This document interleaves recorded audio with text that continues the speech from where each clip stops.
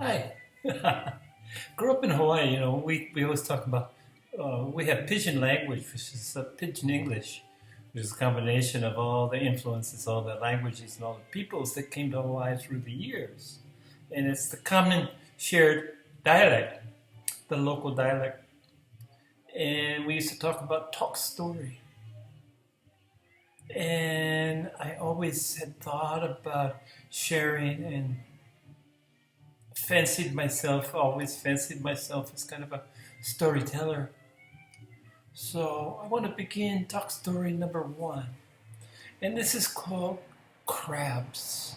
You know, crabs. I remember one sunny day I was bike riding, early morning, bike riding in kind of obscure. It was in Honolulu, Hawaii, near the airport. And I used to like to explore on my mountain bike, just try to find something new. And one day I was, well, when they're going over an overpass, and it was an obscure not a commonly used overpass, but just uh, below, quite a distance below, was a place where a small river, emptied into the ocean, where they met, which kind of makes brackish water, which is a combination of salt water and fresh water.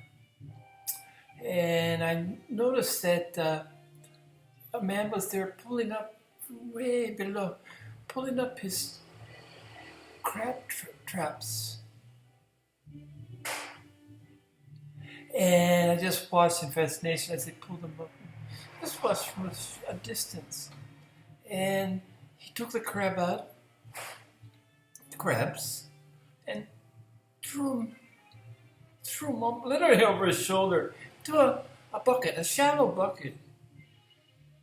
Very shallow. And he never would look back at the crabs. He just threw them. He knew right where it was.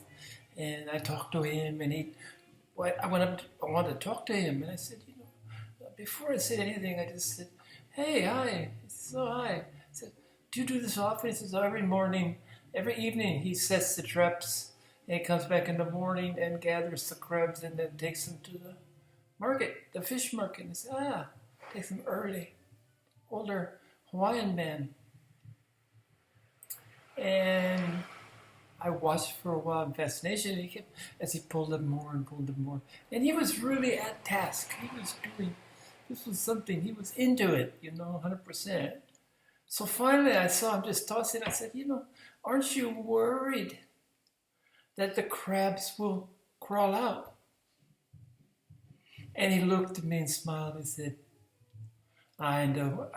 Once I throw them in the bucket, I don't have to worry about it because they pull each other down.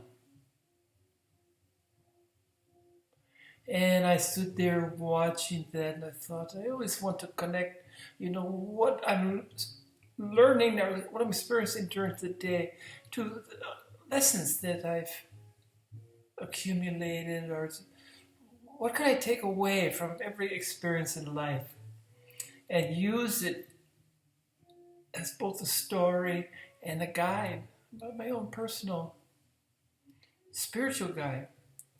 And it just came to me so quickly. People are just like crabs. If someone is crawling to the top, and we pull them down. You see this all the time with idols or authors or anybody, politicians that reach a certain level of accomplishment through basically their hard work, their skill, their talents, their tenacity, their luck, their karma, all of the above. And the human nature seems to be to pull them down. I watch it all the time. Very seldom will people support and encourage and acknowledge others' accomplishments. Instead, we look through a lens of jealousy. So I wondered, is it human nature to pull it down, pull it down? Well, I certainly saw ample evidence of it all around me. People just pulling down, criticizing, other people's accomplishment, and it became personal. And I think it's been real evident in the political arena the last 10, 15, 20 years.